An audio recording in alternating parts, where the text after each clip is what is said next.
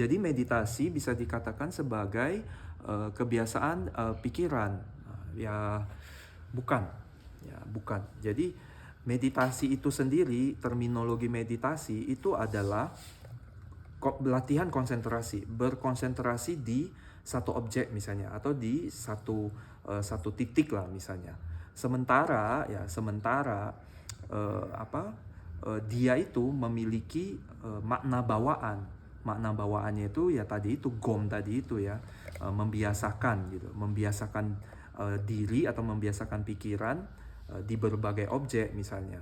Jadi secara terminologi meditasi itu atau samadhi itu sebenarnya adalah latihan berkonsentrasi. Membiasakan itu adalah makna dari bawana sebenarnya ya. Jadi tadi saya udah bilang bawana dan meditasi itu ada sedikit perbedaan. Meditasi itu ya semacam salah satu metode saja, atau samadhi itu salah satu metode saja.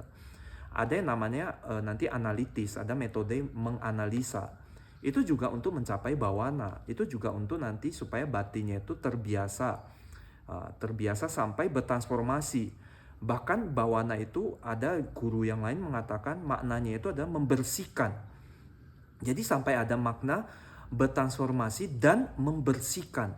Jadi contoh ya, ketika tadi kita latihan nafas lewat satu hidung, ganti-gantian dan sebagainya, itu menurut guru saya itu ada efek sampingnya. Kalau kamu rajin berlatih itu, kamu tuh bisa membuang racun yang ada di dalam darah. Nah itu, jadi kenapa bisa seperti itu? Karena praktek membiasakan tadi itu, bawana tadi itu, ketika itu tercapai ya, praktek pembiasaan itu tadi tercapai, maka kita itu juga bisa ada efek membersihkan.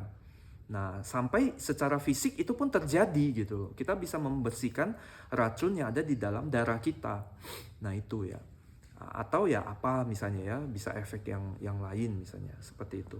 Jadi kalau dibilang meditasi itu adalah kebiasaan pikiran misalnya, itu sebenarnya kalimat ini, pertanyaan ini ada kelirunya gitu. Karena meditasi itu sendiri maknanya itu sebenarnya adalah kita berkonsentrasi.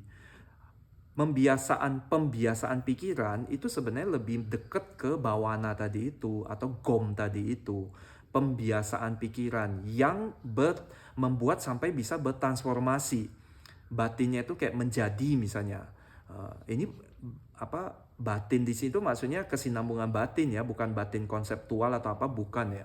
Jadi batinnya itu sampai benar-benar bisa bertransformasi atau menjadi apa? Menjadi bersih atau menjadi terbebas dari pikiran buruk atau apa misalnya, atau justru menjadi dikuasai oleh pikiran buruk misalnya. Itu juga bisa seperti itu.